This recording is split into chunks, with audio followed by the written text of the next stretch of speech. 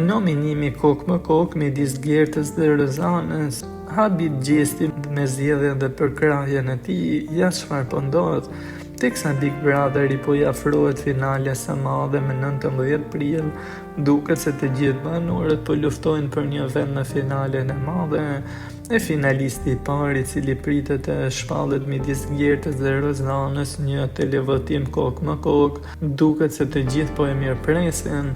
E ai që ka çuditur më shumë në këtë duel të dyshes ka qenë Gjesti, me deklaratat e tij i zgjuar në mëngjes, teksa ka pasur një bisedë tepër të sinqertë me Gertën. Ai është shprehur falendërues për kundërshtaren e sinqertë që ka pasur, teksa Gerta në një moment e ka pyetur se në nominimin e saj me Rozanën kë vlerëson më shumë dhe kë mendon se do të jetë finalisti e parë. Gjesti është përgjigjur tepër sinqerisht: "Unë jam me Gertën, kemi pasur ato inatet e jona, por ti më ka rezultuar banorja më e sinqertë në këtë Big Brother." Rozana më fërkon të shpinën e andej të fut thikën prapa, u shpreh Gjesti, teksa çuditi jo pak kur ju bëri thirrje të gjithë fansave të tij të votojnë Gertën në këtë televotim.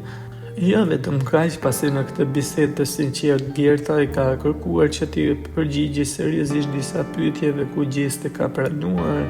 Ai e ka pyetur se kë do të donte të eliminohej nëse në një nominim do t'ishte ai me Eglin, teksa u shpreh pa hezitim: "Do doja që ta fitoja unë."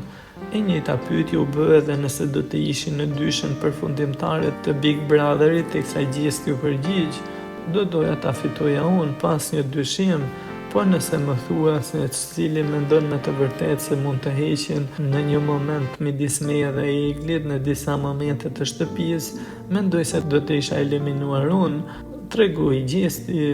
Edhe Juldeta nga ana tjetër e ka komentuar këtë moment, teksa shprehur i zhgënjur ndaj Gjestit duke thënë: "Gerta, e cila për më shumë se 90 ditë ka qenë në shpinën e tyre, madje shpesh herë i ka pajtuar, duket se thikën e vërtet po e merr ajo nga Gjesti dhe jo Gjesti nga ajo.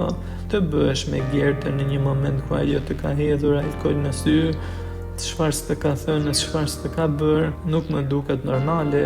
Vetëm në rast se Gjesti të gjitha këto i ka për lojë, atëherë ndryshon puna", është shprehur Juli, teksa kjo gjë pritet të shihet në prajm se si qëndron e vërteta.